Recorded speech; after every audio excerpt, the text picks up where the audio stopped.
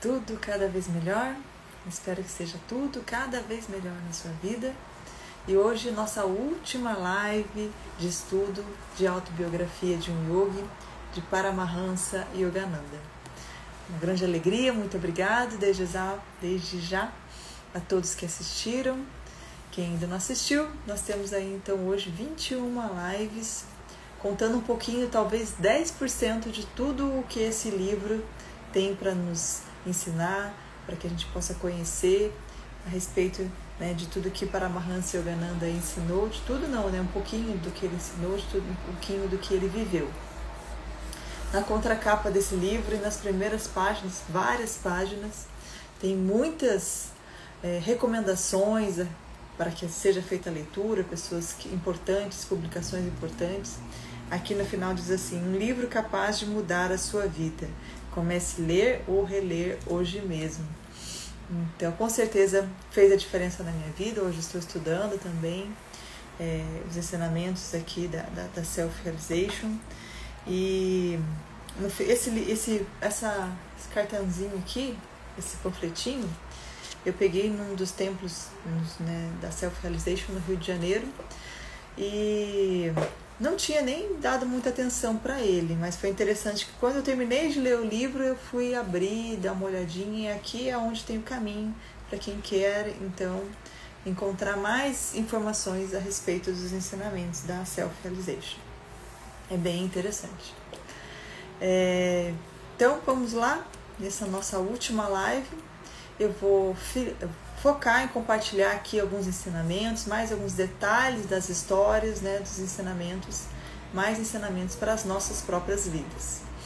Então, nos últimos capítulos desse livro, ele relata a sua passagem pela Europa, pela Índia, após 16 anos nos Estados Unidos, quando então ele fundou a Self-Realization. Ele conhece, né, presencia muitos santos da época, tem bastante histórias surpreendentes nesses últimos capítulos.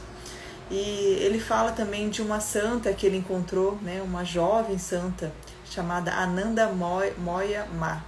E ela lembra o primeiro mandamento, né? Amarás, pois, ao teu Senhor, teu Deus, de todo o teu coração, de toda a tua alma e de toda a tua mente, com todas as suas forças. Era assim que ela vivia. Era uma santa que passava pela Índia, né, proporcionando muitas bênçãos, muitas curas por onde ela passava. E aí ele diz que ela, rejeitando todo o apego inferior, Ananda Moya Ma, oferece a fidelidade exclusiva ao Senhor, como diz nesse mandamento. Amarás, pois, o teu Senhor de todo o teu coração, de toda a tua alma, de toda a tua mente, de todas as tuas forças. Com lógica segura da fé e jamais recorrendo às distinções excessivamente rebuscadas dos eruditos, a santa, semelhante a uma criancinha, ela era bem jovem, tem uma foto dela aqui no livro, resolveu o único problema da vida humana: estabelecer unidade com Deus. Essa foi uma passagem aqui de Ananda Moya. Então ele diz: o homem esqueceu esta simplicidade absoluta e agora obscurecida por milhões de controvérsias. Então a gente só tinha que fazer isso, né? Buscar Deus, estabelecer essa nossa unidade com Deus. Mas esqueceu essa simplicidade, essa simples meta, né, absoluta, e agora está obscurecida por milhões de controvérsias. Nessa passagem que ele fez pela Índia, ele comprou vários presentes para os amigos lá dos devotos da Califórnia e trouxe presente especial no final do ano, no Natal, entregando os presentes, uma taça de prata para um senhor. E esse senhor ficou assim bastante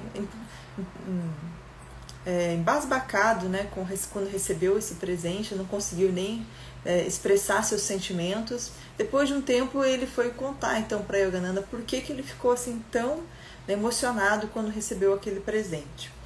Esse senhor, ainda criança, ele se afogou num rio brincando com o irmão dele jogou ele no rio, ele se afogou, estava quase se afogando, e aí numa dessas que ele subia e conseguia respirar um pouco, ele viu um clarão, viu muitas luzes coloridas e viu um homem, né, que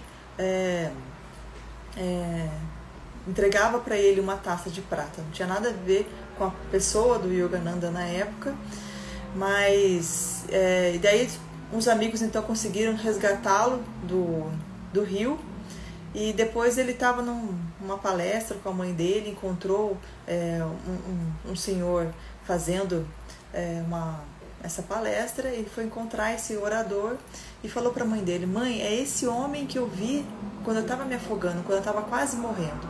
Ele foi conversar com esse homem, e esse homem disse para ele que ele ainda não era o guru dele, ainda não era a pessoa que ele estava buscando, e que essa pessoa chegaria um dia e ele entregaria uma taça de prata.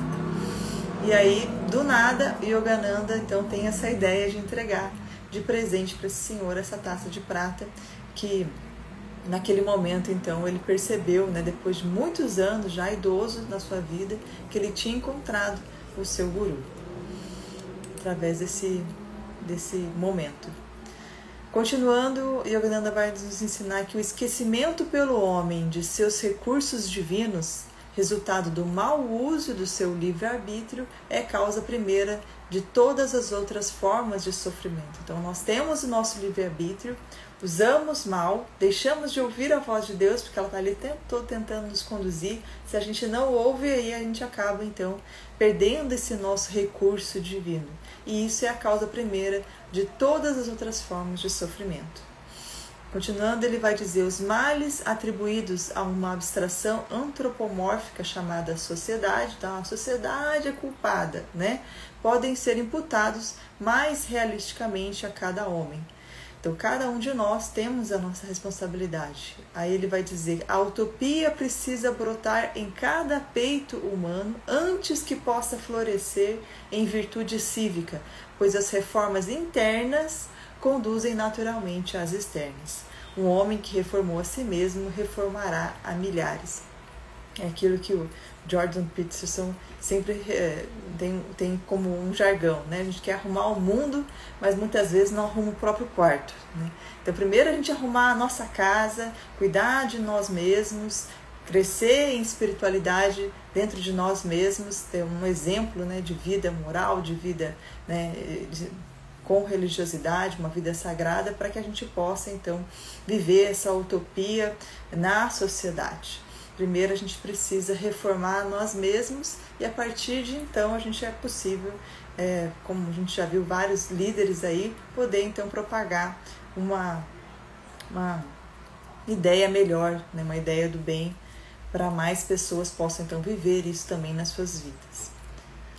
Continuando, ele vai dizer: as escrituras do mundo, submetidas ao teste do tempo, são, em essência, uma só, inspirando o homem em sua jornada ascendente. Então, todas as escrituras que nós temos, que estão aí submetidas ao teste do tempo, né, milhares e milhares de anos, elas estão aí, em essência, nos inspirando, como a gente já viu na live passada, né, que Gandhi falava que não é possível ter um guru, né, mesmo a Índia acreditando na importância da relação guru e discípulo, não é possível atualmente nós termos, né, um guru, porque a combinação de simplicidade, né, e conhecimento, né, vida moral, vida santa e conhecimento, é muito difícil que a gente encontre pessoas assim com esses dois itens bem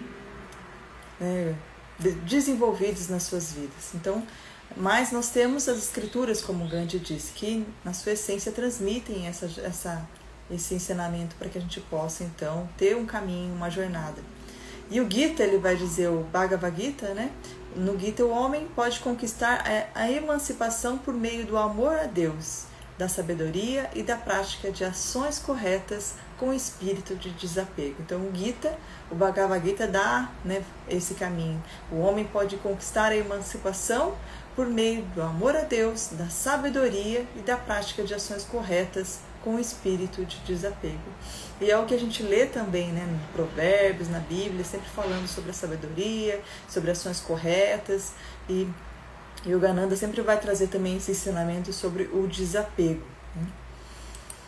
Continuando, ele diz que o homem comum não se acha excluído da possibilidade de comunhão divina. Para ativar a memória da alma, ele apenas necessita, então, ele vai citar aqui a técnica da Kriya Yoga, que é uma técnica mais avançada de meditação, da observância diária dos preceitos morais, né? Então, a gente fazer o bem, e da capacidade de clamar sinceramente: Senhor, anseio por conhecer-te. Então, ter essa relação também íntima, buscando, né, a manifestação do Senhor em nossas vidas. A yoga, ele vai continuar dizendo, permite a todos aproximar-se de Deus pelo uso diário de um método científico, que é o método, então, da meditação. A yoga pode nos ligar, né, a essa paz interior, nos ligar a nossa alma, nos ligar a Deus. Aí ele vai fazer uma citação aqui do Bhagavad Gita, que diz: firme uma lamparina queima abrigada do vento. Então vamos imaginar uma lamparina abrigada, então tem uma chama abrigada do vento.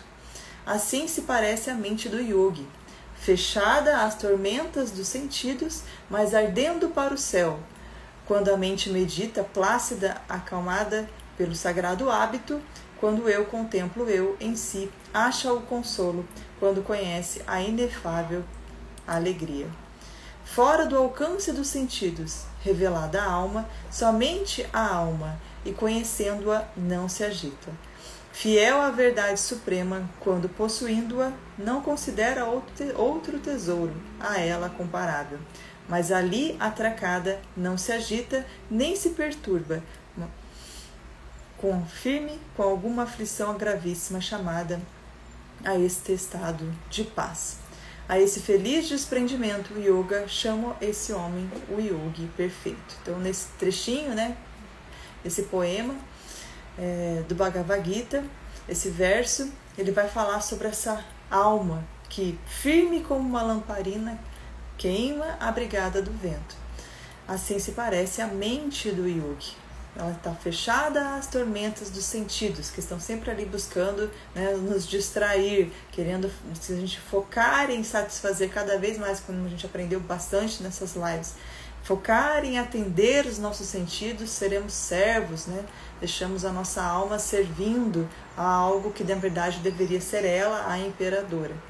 E essa alma, então, ardendo para o céu, na filosofia tem muita simbologia do fogo, que o fogo, por mais que você queira, ele vai continuar, né, mexa, enfim, ele vai continuar erguendo para o céu, né? E quando a mente medita, plácida, acalmada pelo sagrado hábito. Então é o hábito, cada um dos hábitos que a gente vai ter na nossa vida que vai então nos moldar, que vai moldar o nosso destino, nossos resultados na nossa vida. Então a mente medita plácida, acalmada pelo quê? Pelo hábito, né? Por esse sagrado hábito de meditar. Quando eu contemplo o eu, com E maiúscula, em si, né, acha consolo quando conhece então essa inefável alegria, essa alegria que não é possível se desfazer. Fora do alcance dos sentidos, revelada a alma, somente a alma, e conhecendo-a não se agita. Fiel à verdade suprema, quando possuindo-a, não considera outro tesouro a ela comparável, mas ali atracada não se agita nem se perturba, como uma aflição gravíssima chama esse estado de paz. A esse feliz desprendimento, a yoga chama este homem de yogi perfeito. Então esse pode ser um propósito para nossas vidas, né? Ter esse nome, né, de yogi perfeito, mas na verdade focar nessa paz, nessa quietude da mente que faz com que a gente esteja aí tão propício a estar como um vaso recebendo as orientações de Deus.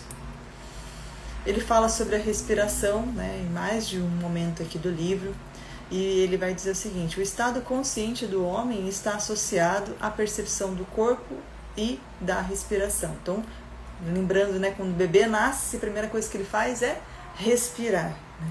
Diz que é essa respiração que faz com que nós estejamos conscientes do corpo. Então, muitas vezes, no estado meditativo mais profundo, o yogi não respira.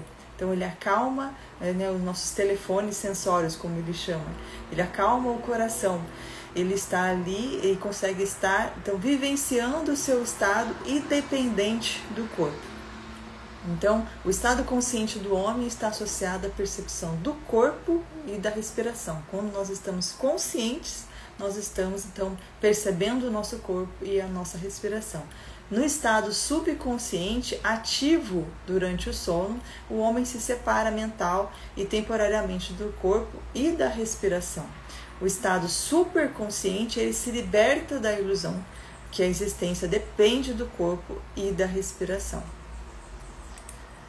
Então, continuando, ele vai dizer: quem perdeu o eu nas alegrias terrenas não o recapturará entre os delicados encantos do mundo astral, como a gente já viu, inclusive, no capítulo da passagem da ressurreição de Shri Yukteswar, quando ele fala do mundo astral, né? Então, da forma como nós estivermos, quando nós partimos desse mundo, identificados com o corpo, identificados com as coisas materiais, né, com angústia, enfim, o sentimento que a gente estiver focado naquele momento que a gente partir, é isso que a gente vai encontrar no outro mundo. Mesmo que nós estejamos ali naquele mundo maravilhoso, magnífico que Shri Yukteswar descreveu para nós não encontraremos perceberemos essa alegria, porque a gente já perdeu esse nosso eu maior nessas alegrias terrenas.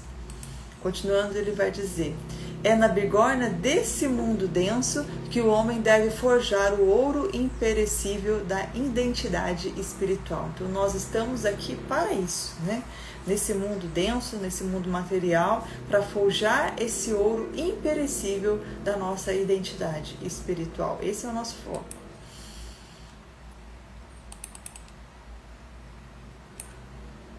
Então essa é a nossa reflexão, né? Se a gente está realmente seguindo nesse caminho, se nós estamos nos distraindo, né, mais tempo, passando tempo distraídos desse caminho, e em que nós estamos identificados, né, em nossas vidas, nossos sentimentos, nossos pensamentos. Aí ele faz uma pergunta, né? Um discípulo, um devoto, em algum momento faz uma pergunta para Yogananda: por que Deus tinha que juntar a alma ao corpo?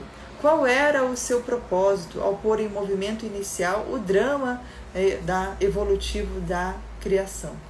Aí vocês acham qual vai ser a resposta de Yogananda, né?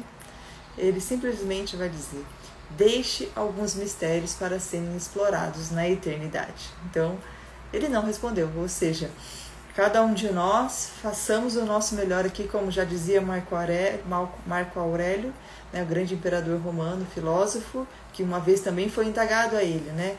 Por que o senhor vive uma vida moral tão, né, ilibada? E se não houver um mundo após esse? E aí ele vai responder que se não houver um mundo após esse, ele só tem essa oportunidade para viver dessa forma. Então, focar no nosso agora, né, que a gente pode fazer agora. Continuando, ele vai dizer: o ciclo diurno da Terra, da luz para a escuridão e vice-versa, é um lembrete constante ao homem de que a criação está envolvida em Maya, ou nos estados opostos, né? Negativo, positivo, luz e trevas, madrugada e crepúsculos são os períodos de transição ou de equilíbrio entre dia e noite, são por isso considerados auspiciosos para a meditação. Então, quando está ali amanhecendo, quando está, né, no ocaso, no pôr do sol, e à noite, na madrugada, são os melhores momentos para que a gente possa, então, encontrar então, esse momento de meditação. E esse ciclo de luz e trevas, como na filosofia também a gente já aprendeu, está sempre ali nos lembrando, né, desse que nós estamos aqui num momento também de transição, vivendo esses opostos, luz e trevas. O homem livre ultrapassa os reinos vibratórios e entra na origem sem vibração. Continuando, ele vai dizer: as indagações pomposas e intelectuais raramente procedem de um ardente espírito de pesquisa. Tais homens preferem falar com arrogância vazia, que considera falta de convicção sobre os valores espirituais sinal de mente aberta. Então, vai de falar sobre esses intelectuais que falam pomposamente, né? Muitas vezes a gente nem entende o que eles estão falando, mas raramente procedem essas pomposas indagações de um ardente espírito de pesquisa. Eles simplesmente oferecem, né, com arrogância vazia, considerar que a convicção dos valores espirituais, né, desconsiderar isso, significa, então, mente aberta. Então, a gente tem que tomar bastante cuidado com esse tipo de pessoa. Continuando, ele vai dizer uma outra concepção de realidade trinitária, né? Então nós temos conhecemos a Trindade como Deus, né? Deus Pai, Filho e Espírito Santo, e no hinduísmo Sat, Tat, Om. Então o Pai, o Filho e o Espírito Santo. Sat, essa consciência maior, essa existência que nos permeia. Tat, como consciência crística imanente na criação vibratória, ou Filho, e Om, o Espírito Santo, a única força causadora que sustenta o cosmos por meio da vibração. Então nós estamos aqui porque existe essa energia vibratória. E através da consciência crística que nós chegamos, então temos acesso a Deus. E aí, para encerrar, já nessa nossa última live, tem aqui a descrição do último momento de vida de Yogananda aqui nesse plano, né? Ele havia, de certa forma, previsto que ele, quando partiria, estaria falando da Índia. E nesse dia que ele partiu, foi 7 de março de 1952, ele tinha acabado de fazer uma palestra para o embaixador da Índia que ele estava recebendo lá no tempo da Self-Realization. E depois que ele fez essa palestra falando sobre a Índia, ele entrou então em Mahasamadhi, que é a saída do corpo final e consciente que o yogi é capaz de fazer. Né, os devotos ficaram ali consternados, pediram para que ele não fizesse isso, mas ele partiu naquele mesmo dia. E depois, né, estava lá no cemitério, né, sob os cuidados desses profissionais ali daquele cemitério, mas 20 dias depois, né, o pessoal da Self-Realization recebeu uma carta desse cemitério dizendo que antes deles colocarem uma placa final, né, de cobre no caixão, eles perceberam que 20 dias depois não havia, né, danificado em nada o corpo de Yogananda. Ele estava totalmente, né, como se nada tivesse acontecido com o seu corpo, e também não exalava nenhum cheiro ruim. Essa foi uma carta que foi registrada, né, relatando esse poder da imutabilidade que aconteceu, né, após a partida de Yogananda. E para a gente finalizar, 2 pensamentos aqui que ele coloca. Então, eu, citando João, versículo 18 a 37, eu para isso nasci e para este fim vim ao mundo, a fim de dar testemunho da verdade. Todo aquele que é da verdade ouve a minha voz. Nestas poucas palavras, Cristo falou volumes. Um filho de Deus dá testemunho com a sua própria vida. Ele personifica a verdade. Se também se explica, trata-se de generosa redundância. Então, um filho de Deus dá testemunho com as suas obras. Pelas vossas obras vos conhecereis, né? Então, dá testemunho com a própria vida e personifica a verdade. Se também, apesar de tudo isso, a explica, é simplesmente generosa redundância. Continuando, ele vai dizer: a verdade é a correspondência exata da realidade. Para o homem, a verdade é o inabalável conhecimento da sua natureza real, do seu eu como alma. Buda, né, dizia que sobre as questões metafísicas, os poucos momentos do homem na Terra seriam melhor empregados no aperfeiçoamento de sua vida moral. Então, ou seja, o recado que fica para nós, né, é justamente fazer o bem, agir corretamente, dar o nosso melhor e buscar desenvolver esse nosso relacionamento com Deus. E assim eu vou encerrando, agradeço a atenção e até a nossa próxima jornada, que eu ainda não sei qual vai ser, mas espero dar continuidade aqui. transmitindo esses ensinamentos que ao longo dos anos se perpetuaram e modificaram para o melhor de tantas vidas. Muito obrigada, fique com Deus, até o próximo.